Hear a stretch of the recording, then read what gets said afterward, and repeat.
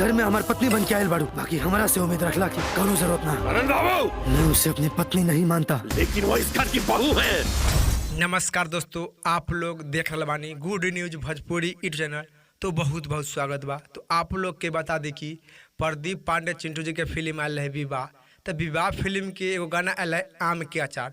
तो आप लोग के रिपोर्ट के माध्यम से बतले बानी कि विवाह फिल्म के गाना रहे आम के अचार, जो कि फ्लॉप हो गया बा। तो आप लोग के बता दी कि विवाह फिल्म के गाना आम के अचार फ्लॉप न होले, पूरा सच्चाई आप लोग के इस वीडियो के माध्यम से बतावे जा वाली। तो उससे पहले आप लोग वीडियो के लाइक कर दी और हमनी के जहाँ पर नया बानी तो चैनल के सब्सक्राइब कर ली। तो आप लोग के बता दी कि प्रदीप पांडे चिंटू जी के फिल्म रहे विवाह।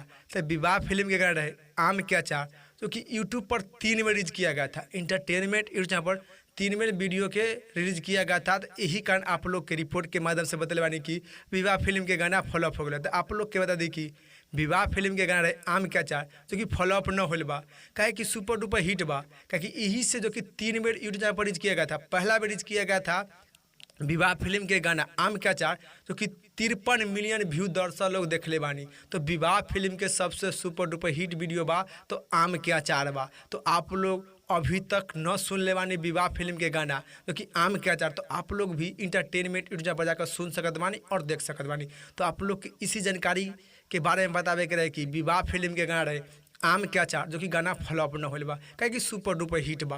तो आप लोग भी जाई देखी और प्यार द्वार दी गाना के विवाह फिल्म के गाना के। तो आप लोग के इस रिपोर्ट के बारे में का राय बा, का विचार बा, आप लोग नीचे कमेंट बॉक्स में बताएं। और इसी तरह से वीडियो से अपडेट खातिर और जानकारी खातिर आप लोग हमने के चैनल के साथ बढ़ल रही। फिलहाल में इतने, फिर से मिलेंगे अगले वीडियो में। जय हिंद।